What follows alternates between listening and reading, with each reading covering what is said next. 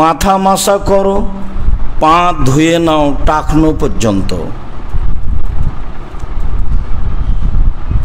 Wine কুনতুম জুনুবান ফাত্তাহহারু, আর যদি তোমরা অপবিত্র হও, নাপাক হয়ে যাও স্ত্রী মিলনে অথবা স্বপ্নদোষে,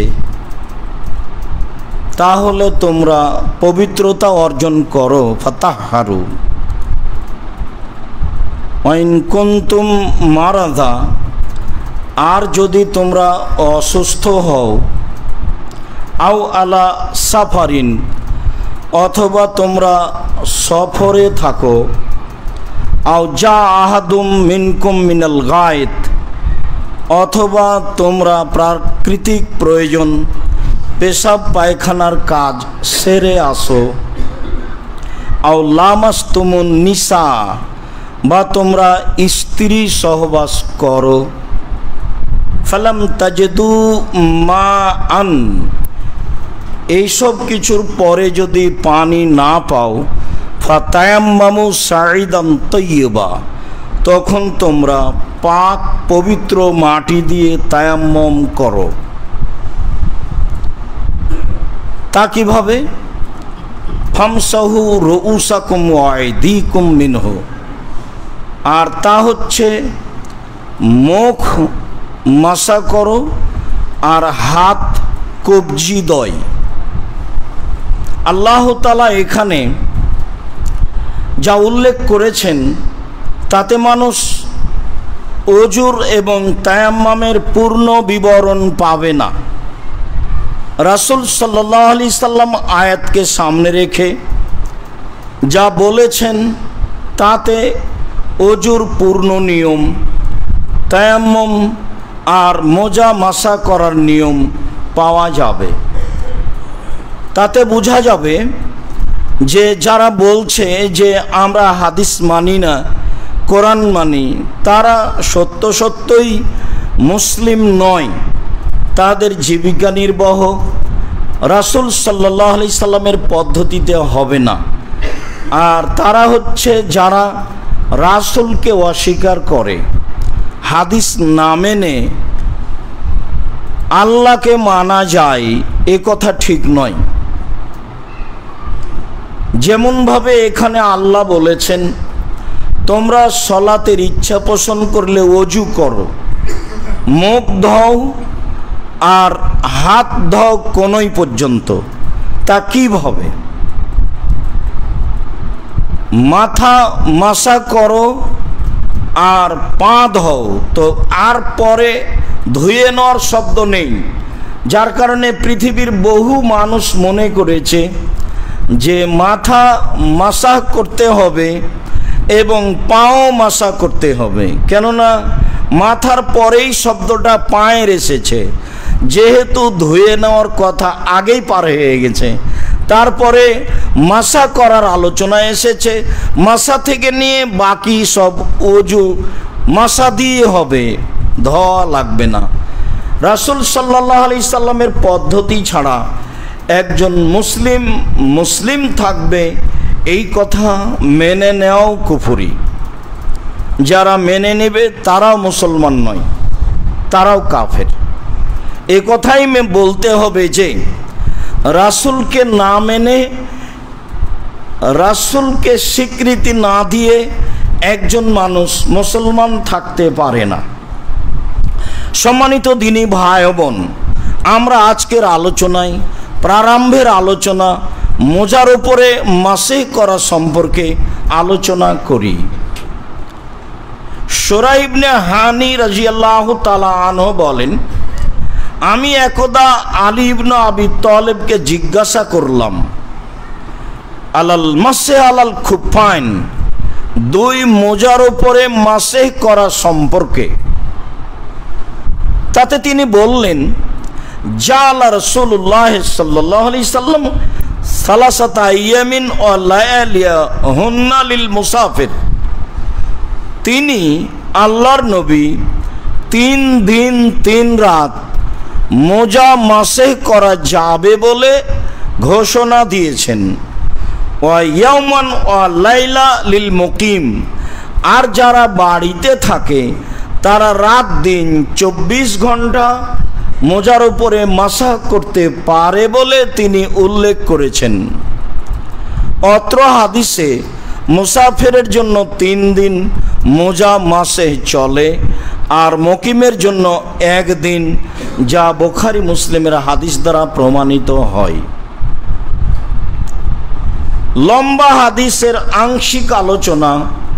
মুগিরা ইবনে শুবা রাদিয়াল্লাহু তাআলা আনহু বলেন, আন্নাহু গাজা রাসূলুল্লাহ সাল্লাল্লাহু আলাইহি সাল্লাম গাজওয়াতা তাবুকিন। মুগিরা ইবনে শুবা ও আল্লাহ রাসূলের সাথে তাবুকের যুদ্ধে অংশগ্রহণ করেছিলেন।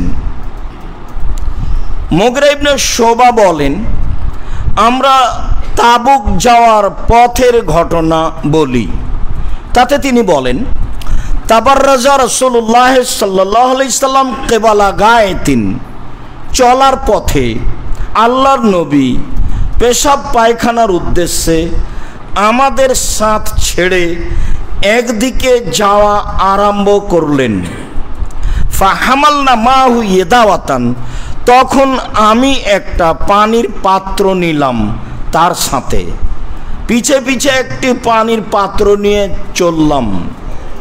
ফালাম্মা রাজা। যখন তিনি তার প্রাকৃতিক প্রয়োজন সেরে ফিরে আসলেন, তখন আখাস্ত উহরিকু আলা ইয়াদাইহি মিনাল এদাওয়া। আমি ওই পাত্র হতে পানি তার হাতের উপরে ঢালতে লাগলাম। ফাগাসালা ইয়াদাইহি ওয়াজহাহু। তখন তিনি তার মুখমণ্ডল এবং 2 হাত ধুয়ে নিলেন।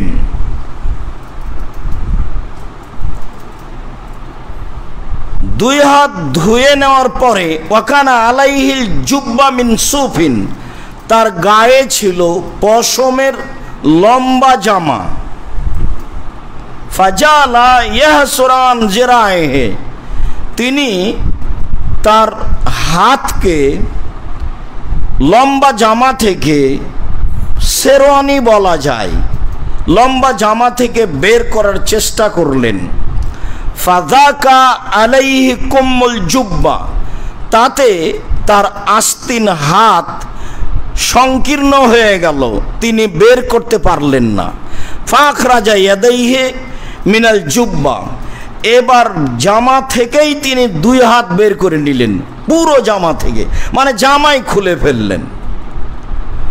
ওয়া আলকা আলা মানকিবাইহি। জুব্বাটি কাঁধের উপরে রেখে দিলেন। যখন হাত বের করতে পারলেন না, কবজি কোনই পর্যন্ত ধুয়ে নিব বলে, তখন তিনি জুব্বা বড় জামা খুলে ফেললেন এবং কাঁধের উপরে রেখে দিলেন, যেটা আমরা স্বাভাবিকভাবে করি। তিনিও একজন মানুষ, স্বাভাবিক গতিবিধি তার কাছে বিরাজ করে। কাঁধের উপরে রেখে নিয়ে ফাগাসালা জিরাইহি। তিনি তার 2 হাত ধুয়ে নিলেন কোনই পর্যন্ত। অমাসাহ বিন নাসিয়াতুল ইমামা। আর মাসাহ করলেন কপাল এবং পাগড়ি। সেই দিন তার মাসাটা শুরু হয়েছিল কপাল হতে, তো কপাল শেষ হলেই তো পাগড়ি শুরু হলো। মাথায় পাগড়ি ছিল, স্বাভাবিক থাকতো, কোনো সময় খালিও থাকতেন। তিনি পাগড়ি এবং কপালের উপরে মাসাহ করলেন। সুম্মা মাসাহা খুফাইনি। তারপর তিনি মাসাহ করলেন তার মোজার উপরে। এটা হলো মৌলিক কথা। তারপর তিনি তার 2 মোজার উপরে মাসাহ করলেন। 2 মোজার উপরে মাসাহ করলেন যখন, তখন আমি একটা কাজ করলাম। মাসাহ করতে গেলেন যখন, তখন ফা আহওয়াইতো লিআনজিয়া খুফাইহি। আমি একটু বাঁকা হলাম তার মোজা 2টি আমি পা থেকে খুলে নিব বলে। সাথে সব সময় 2-1 জন সাহাবী থাকতেন যারা অজু গোসলে সহযোগিতা করতেন। বাড়িতে থাকলে স্ত্রীগণ পূর্ণ সহযোগিতায় থাকতেন, যা ফরজ গোসলে, নফল গোসলে, স্বাভাবিক গোসলে প্রমাণ হয়েছে। বাহিরে থাকলে সাহাবীগণ সেই সহযোগিতা পূর্ণই করতেন। এমনটি কাজ তিনি নিজেও করতে পারবেন, যা অনেক সময় করেছেন। তবে সাহাবীগণ আনুগত্যে বা অবস্থা জানার জন্য সব সময় সাথে প্রস্তুত থাকতেন। আমি যখন মোজা দুটি খুলে নিতে চাইলাম, তখন আমাকে বললেন, দাহুমা, না রাখো, মোজা খুলতে হবে না। ফাইন্নি আদখালতুহুমা তাহেরাতাইনে, আমি যখন মোজা পরেছিলাম তখন অজু করে পরেছিলাম। মনে রাখা ভালো হবে যে অজু না করেই আপনি মোজা পরেছেন তখন মাসা করবেন, এটা হবে না। অজু করে যখন আপনি মোজা পরবেন তখন প্রয়োজন যখন হবে তখন মাসা করবেন। আর যখন প্রয়োজন হয়েছে তখন থেকে 24 ঘন্টা বাড়িতে থাকলে, আর যখন প্রয়োজন হয়েছে তখন থেকে 3 দিন 3 রাত সফরে থাকলে পড়লেন, তখন থেকেই 24 ঘন্টা শুরু তা নয়। পড়লেন তখন থেকে 3 দিন 3 রাত শুরু হলো তা নয়। এইবার যখন আমি মোজা খুলতে গেলাম তখন তিনি বললেন, না ছেড়ে দাও, খুলতে হবে না। আমি যখন মোজা দুটি পরি তখন অজু করে পরেছিলাম। এই কথাটা প্রমাণ করে যে মোজার উপরে মাসা চলবে, করা যাবে যখন আপনি অজু করে মোজা পরবেন তখন। সুম্মা মাসা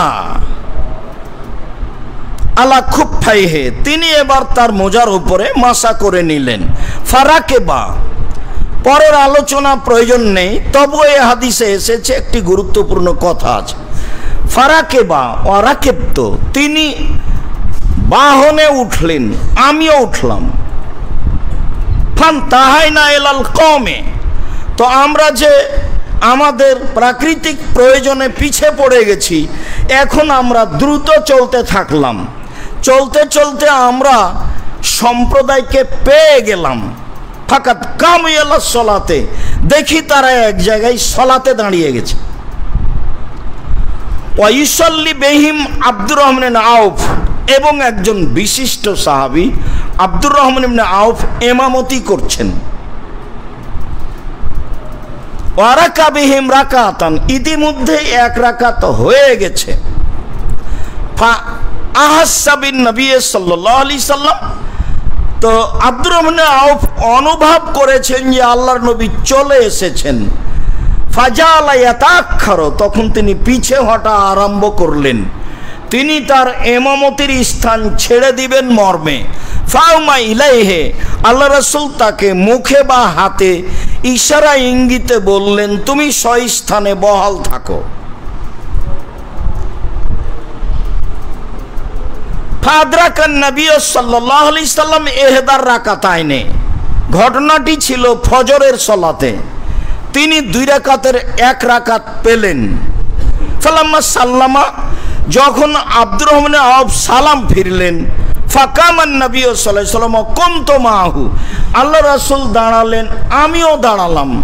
ফারাকানা রাকাত আল্লাতি সাবাকাতনা, তারপর আমরা ওই রাকাত পড়লাম যেটা আমাদের ছুটে গেছে।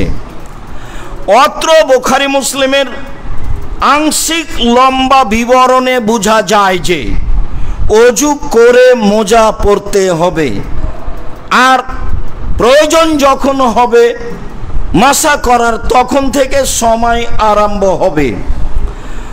অত্র লম্বা হাদিসের আংশিক বিবরণে বোঝা যায় যে সাহাবীগণ সর্বদাই রাসূলের সাথে থাকতেন। বোঝা যায় যে অজু করার সুবিধার্থে কাপড় চোপড় খুলেই প্রয়োজনীয় পূর্ণ অঙ্গ ধুয়ে অজু করতে হবে। বোঝা যায় যে সাহাবীগণের রাসূল কোনো কাজে পিছনে থাকলে সাহাবীগণ চলা বিরত রাখতেন না, সবাই চলতে থাকতেন। আল্লাহর নবী নিজে পিছনে থেকে গেলেন, সাহাবীগণ তার পিছনে থাকাকে ওই সময়ে সাথে থাকা প্রয়োজন মনে করলেন না, চলতে থাকলেন। বোঝা গেল যে সময় হয়ে গেলে ইমাম না থাকলে অন্য ব্যক্তি ইমামতি করবে, সময় বিলম্বে ক্ষেপণ করা হবে না। সবাই জানেন যে কিছুক্ষণের মধ্যেই আল্লাহর নবী চলে আসবেন, তবুও আব্দুর রহমান আওফ ইমামতি শুরু করলেন, সালাত আরম্ভ করলেন। রাসূল সাল্লাল্লাহু আলাইহি সাল্লাম আসা পর্যন্ত অপেক্ষা করলেন না। তারপরে যেটা বোঝা গেল শেষ অংশে জরুরি কথা, যে এক রাকাত আল্লাহ রাসূল পেলেন, সালাম ফিরলে আল্লাহ রাসূল উঠে দাঁড়ালেন, আমিও তার সাথে দাঁড়ালাম। মাসবুক 4-5 জন যারা পরে উঠে দাঁড়াবে তাদের একজন ইমাম হতে পারে, এ হাদিস তার প্রমাণ। আমি রাসূলের সাথে দাঁড়ালাম, ওয়া কুনতু মাহু, আমি রাসূলের সাথে দাঁড়ালাম। লম্বা একটার পর একটা চলতে থাক, সমস্যা নেই, এটাই সুন্নাত। এই জামাত শেষ হয়ে গেল, 4-5 জন আমরা মাসবুক আছি, তো 4-5 জন বিভিন্ন সময়ে এসেছি। তারপর আমি সালাম ফিরলাম, তখন আপনার এক রাকাত বাকি আছে, আপনি তো আবার উঠলেন, আরো যারা আসবে তারা আপনার সাথ ধরবে, এটাই ঠিক। এতে আসর পর্যন্ত চলতে থাক, তাতে কারো কিছু বলার নেই, হয়তোবা কথা স্পষ্ট হয়েছে। এই অত্র হাদিস মাযহাবী ভাইদের চরম বিরোধিতা করে বলে আমরা মনে করি তারা মসজিদে এক জামাত হয়ে গেলে আর সেখানে জামাত বাস্তবায়ন করতে দিবে না। নিতান্তই কেউ যদি করে তাহলে তারা মনে করে মসজিদের বাহিরে বারান্দায় করতে হবে। অত্র হাদিস যা প্রমাণ করে যে মাসবুক জামাতবদ্ধ সালাত আদায় করবে এবং মাসবুক ব্যক্তি ইমাম হবে, ধারাবাহিক চলবে ইমামতির বিবরণ। সম্মানিত দিনী ভাই ও বোন,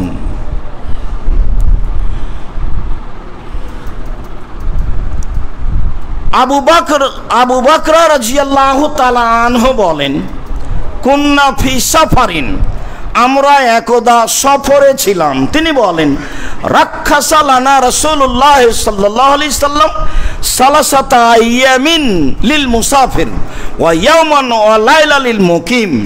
তিনি মোজা মাসা করার জন্য মুসাফিরকে 3 দিন সুযোগ দিয়েছেন আর মুকিমকে 1 দিন সুযোগ দিয়েছেন, এই কথা তিনি বলেন।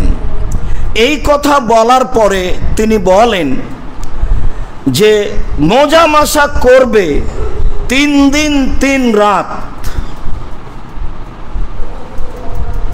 আবু সাঈদ খুদরি রাদিয়াল্লাহু তাআলা আনহু বলেন, আমারানা রাসূলুল্লাহ সাল্লাল্লাহু আলাইহি ওয়াসাল্লাম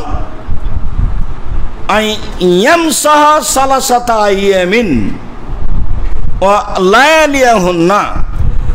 আল্লাহর নবী আমাদেরকে মোজা মাসে করার জন্য 3 দিন 3 রাত অনুমতি দেন, ইল্লা মিন জানাবাতিন, তবে পারিবারিকভাবে বা স্বপ্ন দোষে যদি গোসল ফরজ হয় তখন আর মোজা মাসে করা চলবে না।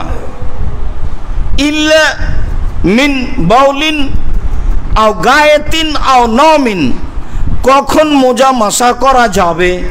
পেশাবের পরে, পায়খানার পরে, ঘুম থেকে উঠে, এসব কারণে অজু ভেঙে গেলে, বা আগে একবার বলেছি উটের গোস্ত খেয়ে অজু ভেঙে গেলে পুনরায় যখন অজু করব তখন মোজা মাসে করা চলবে। তবে যদি ফরজ গোসলের প্রয়োজন হয় তখন আর মোজা মাসা চলবে না, তখন ফরজ গোসল করতে হবে রাসূল সাল্লাল্লাহু আলাইহি সাল্লামের দেওয়া পদ্ধতিতে।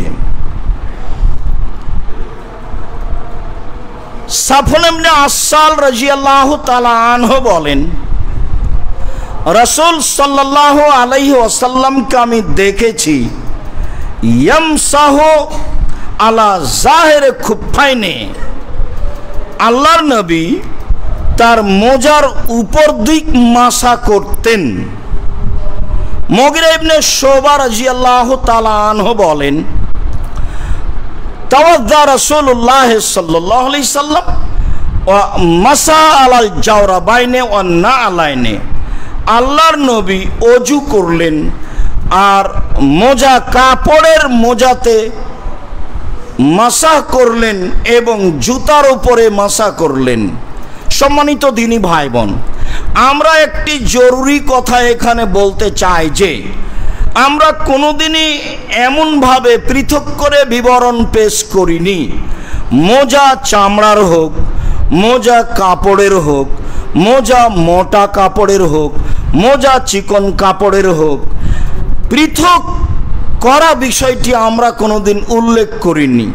তবে আমরা একাধিক মানুষের মুখে শুনেছি, মাসে করার সময় মানুষ আমাদের প্রতি আপত্তি তুলেছে, বিষয়টি অবগত আছি। তাতে তারা বলতে চেয়েছেন যে চামড়ার মোজা হলে মোজা মাসা চলবে, আর যদি কাপড়ের হয় তাহলে চলবে না। যারা একটু নরম পথ অবলম্বন করেছে তারা বলেছেন যে যদি কাপড়টা মোটা হয় মোজার তাহলে চলবে। আপনাদের জেনে রাখা ভালো হবে যে মোজা চামড়ার হোক, মোজা কাপড়ের হোক, মোজা চিকন কাপড়ের হোক, মোজা মোটা কাপড়ের হোক, মোজা মোজাই। মোজার ব্যাপারে রাসূল সাল্লাল্লাহু আলাইহি সাল্লাম দ্বিতীয় কোনো মতামত উল্লেখ করেননি। আপনাদেরকে এই বিষয়ে খুব ভালোভাবে সতর্ক থাকতে হবে যে শরীয়ত মানতে গিয়ে মানুষের রূপক কথা মানার সুযোগ নেই। যারা আপনারা উপস্থিত আছেন, যারা আপনারা সময়ের গতিতে যন্ত্রের মাধ্যমে অবগত হবেন, পৃথিবীর সকল দিনই ভাই বোন, বিশেষভাবে বাঙালিদের আমি বলতে চাই যে আপনাদের কাছে মোজা মাসে করার বিষয়টি যেভাবে পেশ করছি ও করলাম এটাই চূড়ান্ত। মোজা চামড়া বা কাপড়ের বলে পৃথক করার কোনো সুযোগ নেই। অত্র হাদিসে যেটা আমরা বুঝলাম, আল্লাহর নবী নিজে চামড়ার মোজার উপরেও মাসা করেছেন, কাপড়ের মোজার উপরেও মাসা করেছেন।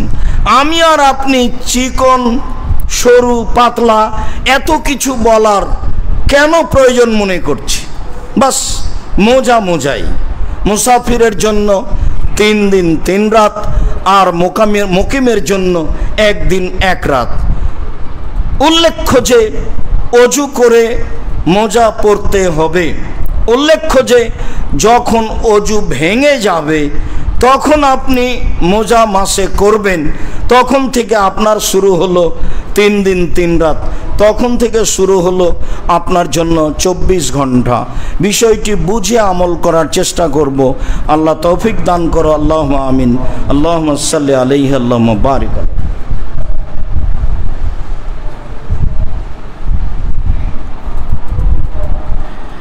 আলহামদুলিল্লাহ ওয়াহদা ওয়াসসালাতু ওয়াসসালামু আলা মান লা নাবিয়্যা বাদা। হুযায়ফা ইবনে ইয়ামান বিশিষ্ট সাহাবী, ভবিষ্যৎবাণীতে সবচেয়ে আগে আছেন।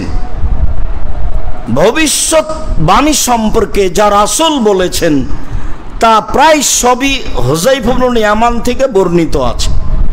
তিনি বলেন,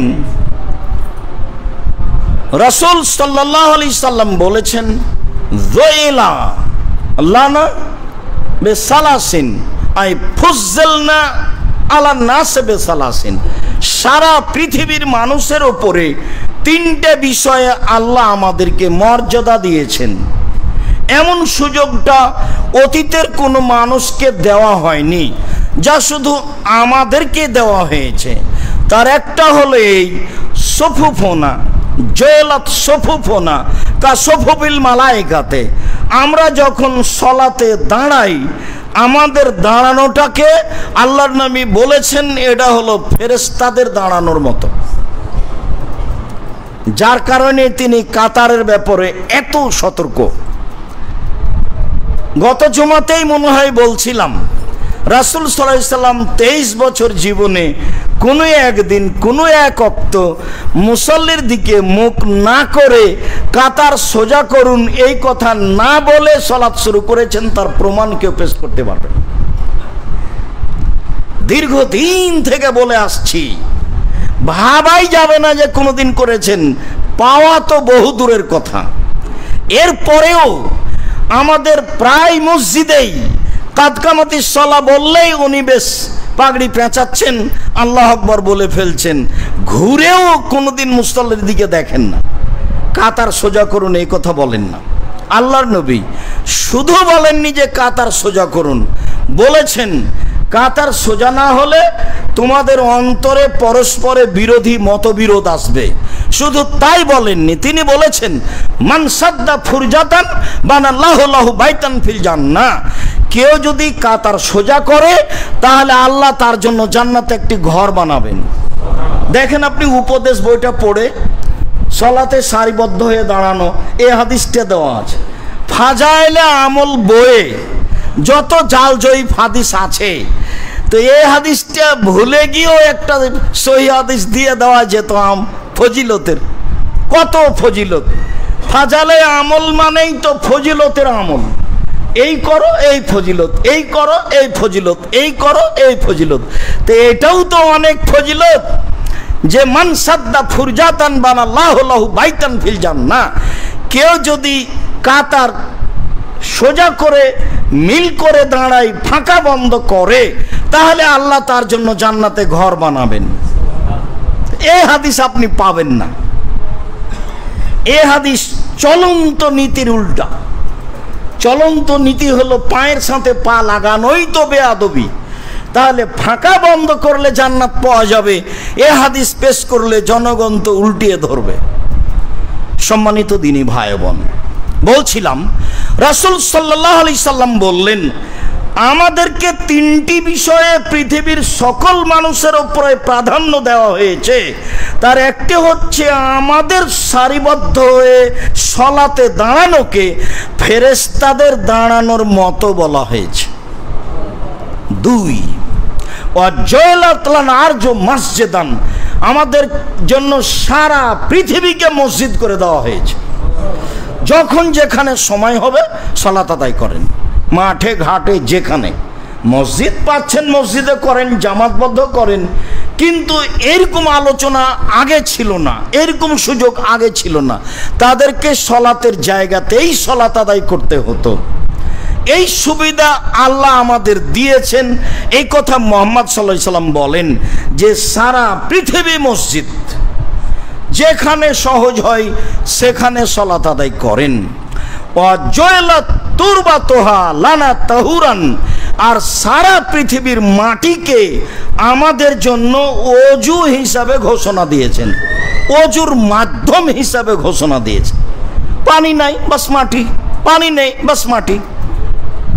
মাটি অজুর স্থানে, এই বলে রাসূল সাল্লাল্লাহু আলাইহি সাল্লাম ঘোষণা দিয়েছেন যখন মানুষ পানি পাবে না, ইনলাম ইয়াজিদিল মা, যখন পানি পাবে না তখন সারা পৃথিবীর মাটি হচ্ছে পানির স্থানে। উল্লেখ্য যে ফেকার বইয়ে যেসব কথাগুলি লেখা আছে, পাথরে চলবে, তারপর ওই চুনে চলবে, তারপরে আপনার কঙ্করে চলবে, আরও কত কি বলা হয়েছে, একটা তো চলবে না, যার নাম মাটি, যার নাম বালু। এই বালু আর মাটি, এই দুটা ছাড়া কোনো কিছু দিয়েই তায়াম্মুম চলবে না। ভালোভাবে মনে রাখা ভালো। বাস ওই দেওয়ালে একটু ধুলা লেগে আছে, সেখানে হাত মাজলে, হাত মারলে তায়াম্মুম হয়ে যাবে, এ কথা ঠিক নয়। মাটি যার নাম, তাকে দিয়ে তায়াম্মুম করতে হবে, তাহলেই হবে, যা আল্লাহ তাআলা বলেছেন। আল্লাহ তাআলা বলেছেন যদি পানি না পাও ফাতায়াম্মামু সাঈদান তাইয়্যিবা, তাহলে তোমরা পবিত্র মাটি দিয়ে তায়াম্মুম করো, এটা আল্লাহর আদেশ। তাহলে তোমরা পবিত্র মাটি দিয়ে তায়াম্মুম করো। তো পাথর কি করে মাটি হলো, চুন কি করে মাটি হলো, হরতাল কি করে মাটি হলো, আপনার বাড়িঘর কি করে মাটি হলো, টিন কি করে মাটি হলো? জি না, এগুলো একটাও মাটি হিসাবে গণ্য নয়। মাটি আর বালুই মূলত মাটি, এ দিয়ে আপনি তায়াম্মুম করবেন, যা আল্লাহ রাসূল বলেন, যা আল্লাহ তাআলা বলেন। জাবের রাদিয়াল্লাহু আম্মার ইবনে ইয়াসার রাদিয়াল্লাহু তাআলা আনহু বলেন, যা রাজুলুন ইলান নবী সাল্লাল্লাহু আলাইহি ওয়াসাল্লাম, যা রাজুলুন ইলা উমর ইবনুল খাত্তাব রাদিয়াল্লাহু তাআলা আনহু ওয়া ক্বালা ইন্নী আজনাবতু আলা মুসবিল মা। আমি আম্মার ইবনে ইয়াসির ওমরের পাশে বসেছিলাম, একটা লোক আসলো, এসে বলল আমি অপবিত্র নাপাক হয়েছি, আমি পানি পাইনি। তখন আম্মার বলছেন ওমরকে, আলা তাজ করো, আপনার মনে পড়ে কি? ওমর, আপনার মনে পড়ে কি? ইন্না কুন্না ফি সাফারিন, আমি আর আপনি একদা এক সফরে ছিলাম, আনা ওয়ান্তা, আমরা দুইজন এক সফরে ছিলাম, তাকদির বশত দুইজনই আমরা অপবিত্র হয়ে পড়েছিলাম। ফামা আনতা লাম তুসাল্লি, পবিত্র হতে না পারাই আপনি সালাত আদায় করেননি। ও আম্মা আনা তামাক্ত, তবে আমি মাটির ওপরে গড়াগড়ি দিয়েছিলাম। ঘোড়া যেমন গড়াগড়ি করে মাটির ওপরে, তা আমি তেমন মাটির ওপরে গড়াগড়ি দিয়েছিলাম, দিয়ে মনে করলাম যে এইভাবে এখন পবিত্র হলাম। ফাসল্লাই তো, তারপরে সালাত আদায় করলাম। ফাকাদিমনা আলা নবী সাল্লাল্লাহু আলাইহি সাল্লাম ফাউখবিরা বিযালিকা, আমরা দুইজন রাসূলের কাছে চলে আসলাম, বিষয়টি তার সামনে পেশ করা হলো। তখন তিনি বললেন যে শোনো, ইন্নামা ইয়াকফিকা হাকাজা, তুমি এমন করলে কেন? এটাই তোমার জন্য যথেষ্ট ছিল, এটাই তোমার জন্য যথেষ্ট ছিল। এই কথা বলার পরে ফাযারাবাবে কাফাইল আরজা, তিনি নিজে তার দুই হাতের কবজি দিয়ে, হাতের তালু দিয়ে মাটির ওপরে মারলেন নিজে। আল্লাহ নবী তার দুই হাত দিয়ে কবজি পর্যন্ত, হাত নয়, দুই হাতের কবজি পর্যন্ত তালুর দিক মাটির ওপরে মারলেন। মাটির ওপরে মারার পরে নাফাকা ফিহিমা, হাত দুটিতে ফোঁক দিলেন। ফোঁ দেওয়ার পরে মাসাবা বেহেমা ওয়াজহাহু, দুই হাত দিয়ে তিনি তার মুখ মাসেহ করলেন। ওয়া কাফাইহে, এবং হাত দুটি কবজি পর্যন্ত মাসা করলেন। মনে রাখা ভালো হবে, দুইবার মাটিতে মারতে হবে, মর্মে হাদিসটি অগ্রহণীয়। মনে রাখা ভালো হবে, কবজি পর্যন্ত মাসাহ করতে হবে, হাদিসটি জাল। মনে রাখা ভালো হবে, বগল পর্যন্ত মাসাহ করতে হবে, এই হাদিসটিও জাল, মানুষের বানানো। বুখারী মুসলিমের হাদিসে তায়াম্মুম এটাই প্রমাণ হয় যে, দেখেন এইভাবে যারা আমরা মহিলা মানুষ দেখতে পাচ্ছি না, আমরা আঁচ করতে পারি, বা আরো বাংলা বইগুলিতে দেখে নিতে পারি। তা আমরা দুইজন এরকম একটা পর্যায়ে যা করেছি তা করেছি। তখন আল্লাহ রাসূল বললেন যে এটাই ছিল যথেষ্ট, ইন্নামা ইয়াকফিক, তোমার জন্য এটাই যথেষ্ট ছিল। এইভাবে বলে এখন বাস্তব দেখাচ্ছেন, দুই হাতের কবজি মাটির উপরে মারলেন, তালু সারটা মাটির উপরে মারলেন। এবার উঠিয়ে ফানাফাকা ফিহি, মাথাতে ফোঁক দিলেন। তো ফোঁক দেওয়ার রহস্য বিদ্বানগণ মনে করেন, মাটি যদি হাতে বেশি থাকে আর মুখে যদি লাগানো হয়, তাহলে চেহারাটা কেমন কেমন হতে পারে। সেটা যাই হোক, এটা সুন্নাত ধরে নিয়েছি। আপনি হাত দুটো উঠিয়ে হাতের ওপরে একটা ফোঁ দিবেন, তারপরে আগে মুখমণ্ডলের ওপরে এটা মুছে দিবেন, যেটুকুর আপনি মুখ মনে করছেন, কপাল সহ থুতনি পর্যন্ত। তারপর মুছে দেওয়ার পরে হাত দুটি কবজি পর্যন্ত, ডান হাতটা বাম হাতের উপরে দিয়ে, বাম হাতটা ডান হাতের উপর দিয়ে, অবশ্যই তা কবজি পর্যন্ত থাকবে, অবশ্যই তা একবার মারা থাকবে, অবশ্যই তা কোনই পর্যন্ত নয়, অবশ্যই তা বগল পর্যন্ত নয়, অবশ্যই তা দুইবার মারা নয়। ভারত, বাংলাদেশ, পাকিস্তানের শতকরা 95 জন মানুষ 2 বার হাত মেরে মাসা করে। বুখারী মুসলিমের হাদিস স্পষ্ট জাজল্য দিনের মতো প্রমাণ করে যে হাত 2 বার মারা লাগবে না, একবারই যথেষ্ট। একবার মেরে ফোঁক দিয়ে মুখের ওপরে মুছে নিয়ে কবজি পর্যন্ত 2 হাত পরস্পর, ডানটা বামে বামটা ডানে দিয়ে তায়াম্মুম হয়ে যাবে, যত হাদিসে স্পষ্ট বোঝা যায়। জাবের রাদিয়াল্লাহু তাআলা আনহু বলেন, কুন্না ফি সাফারিন মা নবী সাল্লাল্লাহু আলাইহি সাল্লাম, একদা আমরা রাসূলের সাথে সফরে ছিলাম। ফাসাল্লা বিন নাস, আল্লাহর নবী জনগণকে নিয়ে সালাত আদায় করলেন। ফালাম্মা ইনফাতালা মিন সালাতিহি, যখন তিনি সালাত শেষ করলেন, ফাইদা হুয়া বিরাজুলিন মুতাজিলিন লাম ইসাল্লি মাল কওমে, হঠাৎ দেখলেন একটা লোক পাশে আছে, সালাত আদায় করেনি জনগণের সাথে।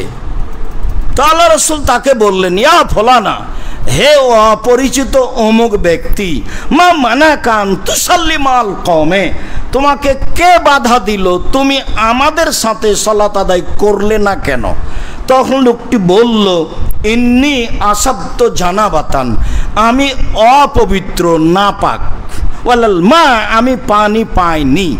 তখন আল্লাহ রাসূল বললেন, আলাইকা বিসাইদ ইন্নামা ইয়াকফিকা, আরে পানি পাওনি তাতে কি আছে, মাটি তোমার জন্য যথেষ্ট। সেটা অপবিত্র থেকে পবিত্র হওয়ার জন্য হোক, সেটা আপনার সালাতের জন্য ওযু হোক, মাটি তোমার যথেষ্ট যখন পানি নেই বা পানি তোমার অনুকূলে নয়, যা আল্লাহ তাআলা বলেছেন। তুমি অসুস্থ, পানি তোমার অনুকূলে নয়, পানি ব্যবহার করলে তোমার রোগ ব্যাধি বেড়ে যাবে, তোমার কাশি বেড়ে যাবে, যাতে তুমি রোগ ব্যাধির আশঙ্কা করছো, তখন তুমি মাটি ব্যবহার করো ওযুর স্থানে। এই কথা আল্লাহ তাআলা বলেন, এই কথা রাসূল সাল্লাল্লাহু আলাইহি সাল্লাম বলেন। আবু হুরায়রা রাদিয়াল্লাহু তাআলা আনহু বলেন, রাসূল সাল্লাল্লাহু আলাইহি সাল্লাম বলেছেন, ইন্নাস সাঈদাত তাইয়্যিবা ওয়াজুল মুসলিম, নিশ্চয় পবিত্র মাটি মুসলমানের জন্য পানির স্থানে। নিশ্চয় পবিত্র মাটি মুসলমানের জন্য পানির স্থানে। ওয়াইল্লাম ইয়াজিদিল মা আশারা সিনিনা, 10 বছর পানি না পেলেও। এটা আল্লাহ রাসূল শক্ত করে কোনো কথা বলেন, অনেক সময় শক্ত করে বলেন। এক সময় বলেছেন 100 বার বললে সে কথা হবে না, তো 100 বার তো মানুষ বলবে না। তো শক্তের যখন প্রয়োজন হয় তখন আল্লাহ রাসূল এভাবে বলেন যে ও যদি 100 বার এই কথা বলে তবুও গ্রহণ হবে না। এখানে তিনি বলছেন 10 বছর পানি না পেলেও চলবে, মানে পানির স্থানে মাটিকে ব্যবহার করতে হবে, এই কথা রাসূল সাল্লাল্লাহু আলাইহি সাল্লাম বলেন। জাবের রাদিয়াল্লাহু তাআলা আনহু বলেন যে ইন্না কুন্না ফি সাফারিন, একদা আমরা সফরে ছিলাম। ফা আসাবানা রাজুলান মিন্না হাজারুন, হঠাৎ আমাদের একটা লোককে কোথা থেকে পাথর এসে লেগে গেল। ফাসাজ্জাহু ফি রাসিহি, পাথর তার মাথায় আঘাত করলো। ফাকালা আসাবাহু আও সালা আসাবাহু, সে তার সঙ্গী সাথীকে বলল, হাল তাজিদুন আলী রুকসা ফি তায়াম্মুম, ভাই আপনারা কি আমাকে তায়াম্মুম করার কোনো অনুমতি দিতে পারেন? আমি কি এখন তায়াম্মুম করব? আমার যা অবস্থা তাতে তো গোসল করা যাবে না। ফাকালু মাল নাজিদু লাকা রুকসা, না আপনার আমরা কোনো তায়াম্মুম করার সুযোগ দেখছি না।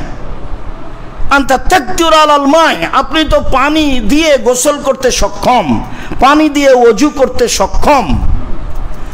ফাগাসালা, তাতে লোকটি গোসল করলো বা ফেটে যাওয়া জায়গা পানি দিয়ে ধুয়ে ফেললো। ফামাতা, তাতেও মারা গেল। কেটে গেলে ফেটে গেলে পানি লাগাবেন না, কেটে গেলে ফেটে গেলে ওটা রক্ত বন্ধ করতে হলে 2টা পদ্ধতি আল্লাহ রাসূল বলেছেন। একটা পদ্ধতি, যখন হাত কাটার কথা বলেছেন আল্লাহ নবী, তখন বলেছেন যে হাত কাটার সাথে সাথে লোহা গরম করে মাথায় লাগাও, তাহলে রক্ত আসবে না, ওটা হাদিসের কথা। আবার রক্ত আসছে বন্ধ হচ্ছে না, তখন কাপড় পুড়িয়ে ছাইটা ওখানে লাগিয়ে দেন, বন্ধ হয়ে যাবে। বুখারী মুসলিমের হাদিসে এসেছে যে আল্লাহ রাসূল যখন উহুদের যুদ্ধে জখম হলেন, তখন আলী রাদিয়াল্লাহু তাআলা আনহু ঢালে করে পানি আনতে থাকলেন, আর আমি ফাতেমা, তখন আয়েশার কথা বোঝা যায় না, তখন বলছেন আমি ফাতেমা পিতা হিসাবে তার রক্তগুলি বারবার ধুইতে থাকলাম, কিন্তু রক্ত বন্ধ হয় না। তখন আমি নিজে কাপড় জ্বালিয়ে ছাইটা লাগিয়ে দিলাম, বন্ধ হয়ে গেল। তো বুখারী মুসলিমের হাদিসে এই দুটো পদ্ধতি বোঝা যায় রক্ত বন্ধ করার। এখন তারা বলল যে না, আপনার জন্য পানি ছাড়া কোনো বিকল্প হতো আমরা জানছি না। তখন এই ঘটনা আল্লাহ রাসূলের কাছে পৌঁছে গেলে আল্লাহ রাসূল বললেন কাতালুহু, ওরা তাকে হত্যা করেছে। কাতালাহুমুল্লাহ, আল্লাহ তাদেরকে হত্যা করুক। আলা সালু মাল্লাম ইয়ালামু, যারা জানে তাদেরকে ওরা জিজ্ঞাসা করলো না কেন? যারা জানে তাদের কাছে ওরা জিজ্ঞাসা করলো না কেন? না জানা মানুষের কাজই হচ্ছে জানা মানুষকে জিজ্ঞাসা করতে হবে। কেন ফতোয়া দিল? না জানা মানুষের কাজই হলো যে জানা মানুষকে জিজ্ঞাসা করতে হবে। শেফা বলেছেন না জানা মানুষের ঔষধ হলো যে জানা মানুষকে জিজ্ঞাসা করতে হবে। আল্লাহ বলেছেন ফাসালু আহলা যিকরি ইন কুনতুম লা তা'লামুন, তোমরা যদি না জানো তাহলে জানা মানুষকে জিজ্ঞাসা করো। যার কারণে বক্তব্যে মাঝে মধ্যে আমি বলে থাকি, আপনি কিছু কষ্ট পেলেও যে উমর রাদিয়াল্লাহু তাআলা আনহুর যদি যুগ এখন হতো, তাহলে বাংলাদেশে শতকরা 95 জন বক্তার আজীবন জেল হতো, তারা বাইরে থাকতে পেত না। আমি বলেছি শতকরা 95 জন বক্তা মিথ্যা কথায় বক্তব্য দেয়, শতকরা 98 জন মুফাসসির মিথ্যা কথায় তাফসির করে। এটা তো বাংলার ঘটনা। আমি বিহারে এক জায়গাতে বক্তব্য দিতে উপস্থিত হলাম, তো বক্তব্য দিচ্ছে, খুব কান লাগিয়ে শুনছি, উর্দু ভাষা খুব শক্তিশালী ভাষা, ফটফট ফটফট করে বলছে, কি যে বলছে। আমি খুব চেষ্টা করলাম, কাছাকাছি হতে পারলাম না। এবার আমি যখন রাত্রি 11টায় গেলাম, তখন আমি সালাম দিয়ে বললাম যে সন্ধ্যা থেকে আমি 11টা পর্যন্ত বক্তব্য শুনেছি, কি বলেছেন বক্তা তা ধরতে পারিনি, আপনারা কেউ কিছু বুঝতে পেরেছেন কি? তো সবাই বলল না। এখন সভাপতি সাহেবকে বলছি, সভাপতি সাহেব আপনি কি বুঝেছেন? তো তিনিও বলছেন না। তো আমি তখন বললাম, জনগণ বলল না, আপনিও বলছেন না, আমিও বললাম না, তাহলে বক্তব্য কি হলো? তো উর্দু ভাষায় আরো বেশি মিথ্যার আশ্রয় নেওয়া হয়। মানে কোরআন হাদিস দিয়ে মানুষ বক্তব্য দিতেই চায় না, অথচ রাসূল সাল্লাল্লাহু আলাইহি সাল্লামের 23 বছর জীবন আছে, মানুষের সব কিছু নিয়ে, পারিবারিক নিয়ে যে আলোচনা হয় ওযু গোসলের, তা আমরা তো বাস্তব অবগত হচ্ছি। এমনি রাস্তাঘাটে যেটা হয়েছে সেটা তো হয়েইছে, যা আমরা বিভিন্ন সময়ে অবগত আছি। আবু সাঈদ খুদরি রাদিয়াল্লাহু তাআলা আনহু বলেন, এরপরে রাসূল সাল্লাল্লাহু আলাইহি সাল্লাম বললেন যে ইন্নামা ইয়াকফিহি বিসাইদিত তাইয়্যিব ইয়াতায়াম্মাম, ওই লোকের জন্য যথেষ্ট ছিল পবিত্র মাটি দিয়ে তায়াম্মাম করা। তা পাথরে আঘাত খেয়েছে, রক্ত বের হয়েছে, এখন তার জন্য উচিত তায়াম্মুম করা। এরপরে বলছেন সুম্মা ইউসাবু আলা জুরহিহি খিরকাতান, যেখানে জখম হয়েছে সেখানে একটা কাপড় দিয়ে বেঁধে দিবে, ব্যান্ডেজ করবে। এই কথা আল্লাহ রাসূলের মুখের, কাপড় দিয়ে বেঁধে দিবে। সুম্মা ইয়ামসাহু আলাইহা, তারপরে তার উপরে হাত মুছে দিবে, মাসা করে দিবে, হাতটা মাসে করে দিবেন। এটা যেন আপনার কাছে দিন রাত, আপনার ভাই মেডিকেলে, আপনি মেডিকেলে, বোন মেডিকেলে, মা মেডিকেলে, দিন রাত আপনাদের সাথে লেগে আছে। ভুলেও এর উল্টা করবেন না। হাদিস সহিহ, যেখান কেটে গেছে, ফেটে গেছে, ব্যান্ডেজ করা আছে, আপনি ভিজা হাতটা গোসলের সময়, ওযুর সময় তারপরে করে দেন, এ তো হয়ে গেল। এরপর আল্লাহ রাসূল বলছেন সুম্মা ইয়াগসিলু আলা সাইরি জাসাদিহি, তারপর বাকি শরীর উপরে পানি ঢেলে গোসল করবে। যেহেতু তার ফরজে গোসলের প্রয়োজন ছিল, তারা অনুমতি দেয়নি, ফলে তারা এটা করেছে, ফলে তার মৃত্যু ঘটেছে। ফলে রাসূল সাল্লাল্লাহু আলাইহি ওয়াসাল্লাম বলেছেন ওরাই হত্যা করেছে, আল্লাহ যেন তাদের হত্যা করেন। মানে তাদের কর্মের তীব্র নিন্দা করলেন রাসূল সাল্লাল্লাহু আলাইহি সাল্লাম। আবু সাঈদ খুদরি রাদিয়াল্লাহু তাআলা আনহু বলেন, খারাজা রাজুলানে ফি সাফারিন, দুইজন লোক সফরে বের হয়েছে। ফাহাজারাত সলাতুহু, ইতিমধ্যে সলাতের টাইম হয়ে গেছে। ফাতায়াম্মামা বিসাইদি তাইয়িব, তারা দুইজন পবিত্র মাটি দিয়ে তায়াম্মুম করেছে। ওয়াসাল্লায়া, দুইজন সালাত আদায় করেছে। ফাওয়াজাদাল মাল আল ওয়াক্তে, আবার ওই সময়ে পানিও পেয়ে গেছে। খুব ভালোভাবে খেয়াল রাখতে হবে, যদিও সময় শেষ, খুতবারও শেষের দিকে চলে এসেছে। তারা তায়াম্মুম করে সালাত আদায় করেছে, এবার পানির পাশে চলে এসেছে। পানি পাওয়া গেছে, বা গাড়ি থেমেছে সেখানে পানি পাওয়া গেছে, বা ব্যাগে পানি পাওয়া গেছে, এখন পানির পাশে চলে এসেছে। পানির পাশে চলে আসাই ফাআদা আহাদুহুমা সালাতা বিল ওযুয়ে, দুইজনের একজন আবার ওযু করে সালাত আদায় করেছে। ওয়ালাম ঈদুল আখার, অপরজন করেনি। ফালামা আতায়ান নবী সাল্লাল্লাহু আলাইহি সাল্লাম ফাউবেরা দালিকা, তারা যখন রাসূলের কাছে আসলেন তখন বিষয়টি বলা হলো। এবার রাসূল উত্তর দিচ্ছেন, এটাই মনে রাখতে হবে। রাসূল সাল্লাল্লাহু আলাইহি সাল্লাম কালা লিল্লাযী লাম ঈদিস সালাতা, যে ব্যক্তি আবার ওযু করে সালাত আদায় করেনি তাকে তিনি বললেন, আসাবতা সুন্নাত ওয়া আযাতকা সালাতুকা, তুমি ঠিক করেছো, এটাই সুন্নাত, বাস আদায় করে নিয়েছো। পানি পাওয়া গেলে আর ওযু করে সালাত আদায় করতে হবে না, তোমার জন্য সালাত যথেষ্ট, তুমি সুন্নাত মতো আমল করেছো, এটাই ঠিক।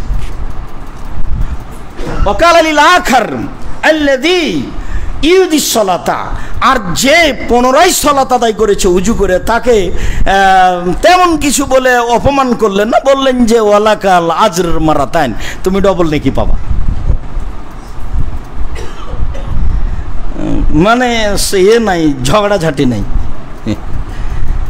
তর্ক বিতর্ক নেই, বললেন যে ঠিক আছে তুমি ডবল নেকি পাবা।